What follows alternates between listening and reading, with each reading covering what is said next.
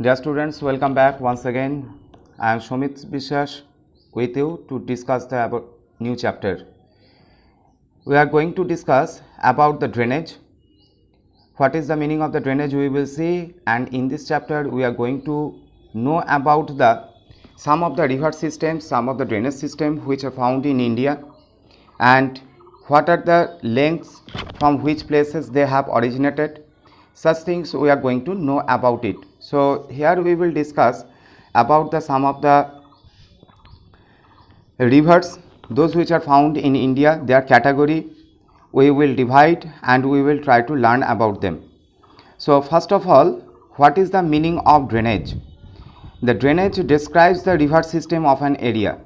In class 7 standard already you have learned about the river. What is referred as the drainage? That river and drainage that can be referred as similar. So what is a river? Once again the recap it. A river means a natural flow of water along with the slope and obviously through a channel. That is referred as the river system. A river generally has the 3 stages in its way, in its journey. First stage, second stage and the third stage. First stage it is referred as the primary or the upper stage.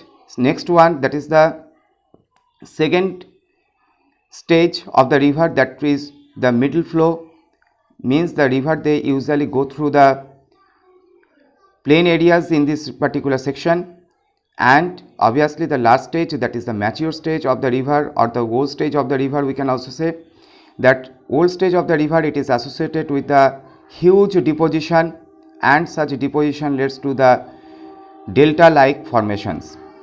So in the first stage the river it is mostly erosive. In the second stage and the third stage river it is mostly depositional agent, and the deposition usually lead to the formation of several depositional landforms. Very particularly in the last stage of the river we can see that the development of delta, which is remarkable and one of the most important feature of the river system. So first of all we will describe what is drainage. The term drainage describes the river system of an area. River system of the area means what? How many numbers of rivers are found over there? It may be tributary, it may be distributary, it may be the main river. Altogether all of them can be referred as the drainage. Means the drainage means the river system. Where we are getting that the drainage basin, once again the single rivers, when a particular area it is drained by a single river, it is referred as the drainage basin. So drainage basin means a single particular river when it is flowing through a channel in a particular area, that single unit of the river system or the drainage system, that is referred as the drainage basin.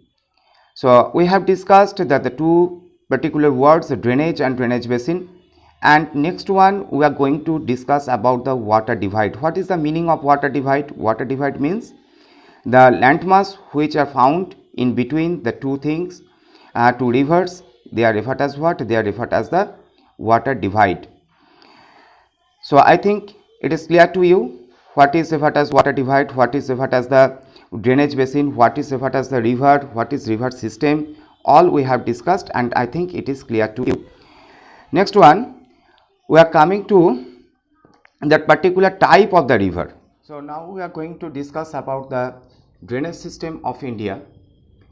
In this portion we will see how can we divide the drainage system of the country.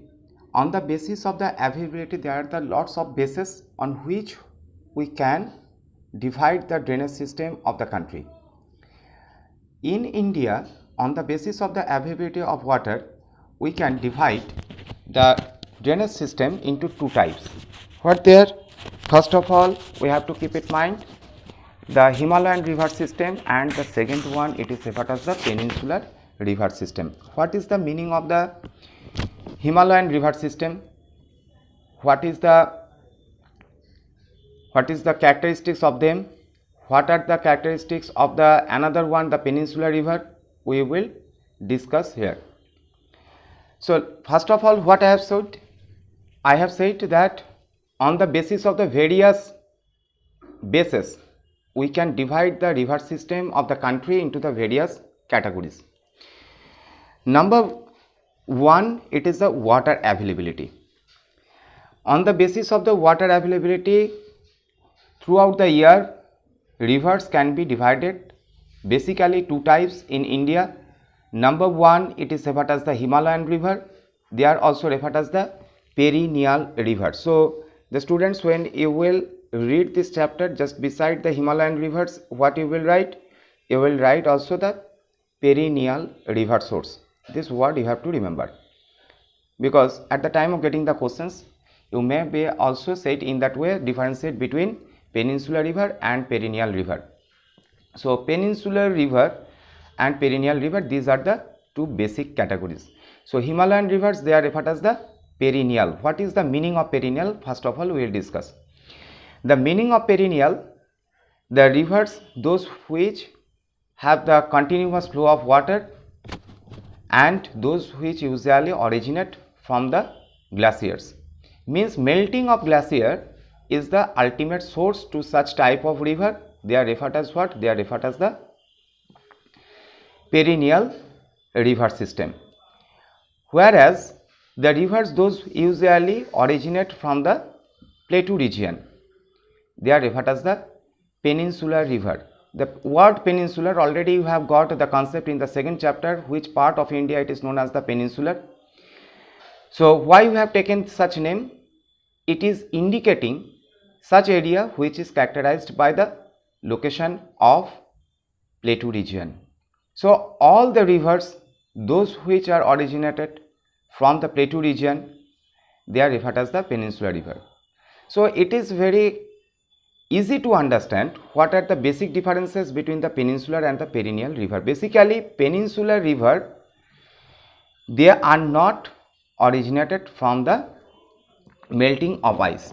So when the melting of ice is not concerned, obviously the flow of water will be comparatively less, very particularly in summer seasons. During the time of the dry season, we usually see that the less amount of water flow in peninsular rivers, and mostly the peninsular rivers, they are not associated with the melting of ice. Why? If I want to know what is the main reason why the peninsular rivers, they are not originated from the melting of ice, that is related to the particular condition, geographical condition of that area. What we have learnt in the earlier classes, from the very junior class, when the concept of weather, concept of the Himalayas, concept of the mountains has been given to you, from the time you have learnt that with the increase of the height, there is decrease of the temperature. It is the character of the atmospheric condition. By the atmospheric condition, when there is the increase of the temperature, gradually there is decrease of the temperature. So height of the plateau, it is not as like as the mountains. So in which height water can turn into the frozen one, that is not possible in the plateau region at all. So what is the source of water to such rivers? Means to the peninsular river. The peninsular river, they usually assisted by the rainwater, but we have to keep in mind, rainwater is not the ultimate source, because in any perennial river,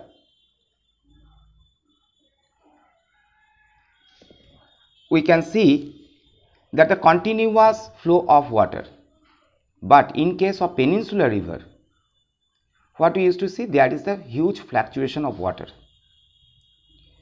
Huge fluctuation of water is mainly due to the climatic condition. In the dry season, when there is no such supply of water, there is no rainfall, means there will be no such additional water supply from them. So what we are getting?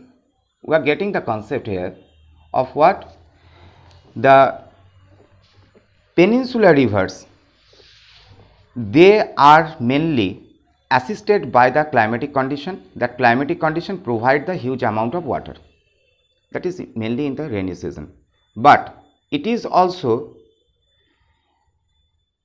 very common that peninsular rivers also have the flow. They are not totally dry, there is also continuous flow of water, but their amount usually get reduced during the time of what? During the time of rainy and during the time of summer. So then what is the main reason how they are getting the water even also in summer, even also in the dry season? The source, it is ultimately related to the groundwater. Naturally, groundwater come out from the earth interior, and such thing lead to the formation of the streams, rills, and they usually take the form of river. If we will go in this regard, I want to take the example. If we will go Purulia district of West Bengal of India, you will see, if we will visit that the particular place which is very famous for the origin of river Kangshabati. That river Kangshabati origin is also related in that condition. In the local language, the tribal people, they used to say it is Bujbuji. What is Bujbuji? The water, it is coming out continuously, but it is in the small amount. They are coming out from the earth interior. Continuously it is coming out, and it is making the river.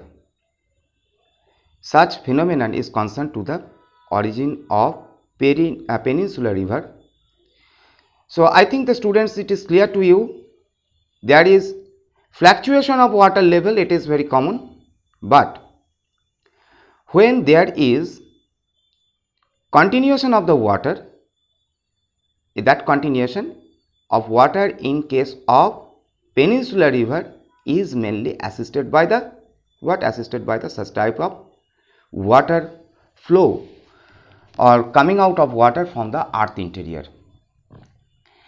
So groundwater plus the rainwater, they usually maintain the flow of the river in case of peninsular river system. But whereas perennial rivers, they are mainly assisted by the melting of ice. Melting of ice means the glaciers, they usually melt, very particularly in summer. In the rainy season, there is also the assistance by the water flow from the surrounding areas due to the rainy condition. So these are the reasons for what? Reasons for the availability of water, fluctuation of water in the different seasons in the different types of rivers. So what we have discussed? We have discussed the two types of river system are found in India. One is referred as the peninsular river, another is referred as the perennial river. Perennial river means the rivers which have the continuous flow of water, whereas the peninsular rivers refers, they mainly originate from the plateau region. They are not associated to the melting of ice at all. They are mainly assisted by the coming out of the natural water from the earth interior, as well as also the water which being obtained from the rain. So apart from the origin of the two major physiographic regions of India, the Himalayan and the peninsular rivers are different from each other in the many ways. Most of the Himalayan rivers are perennial. So Himalayan river, here we can say that where is the availability of the glaciers, where we can see the glaciers availability. Glaciers, they are available in India, obviously in the northern side of the country, where it is in the Himalayan region. So I think it is clear to you. Next one, It means that they have the water throughout the year. These rivers receive water from the rain as well as from the melted snow from the lofty mountains. The two major Himalayan rivers in India, they are Indus, Brahmaputra. There is also the river Ganga, which that is also originated from the glaciers. We will see that the name of the glaciers, from where they are being originated, from which place, in the next part when we will read about the different river systems. We will discuss about it. Next one, can we divide the river system on the basis of their pattern? Yes. In the new textbook, which is the latest textbook, it is not given, but the students, you may have the earlier edition of the textbook with you. In the earlier edition of the textbook, you will see there are generally four types of river pattern. On the basis of the pattern, what is the difference between the pattern and the system? The pattern usually says about what? The geometric shape which are being created by the rivers at the time of flowing through a channel. So pattern, it usually says about what? Pattern usually says about the geometric shape. What geometric shape we are getting here? The geometric shape, the four types of geometric shapes usually created by whom? Created by the river system. What they are? Number one, dendritic drainage pattern. What is the meaning of the dendritic drainage pattern? Dendritic means the system which is resemble to the branches of tree. So branches of tree, they don't have a particular angle. They use to create the different angles at the time of coming out from the mainstream. In the same way, when a river system is related, or a drainage which is totally resemble to the branches of the plant branches or the tree branches, that is referred as the what? That is referred as the dendritic drainage pattern. The next one, which is the most important, that is radial. The radial means what?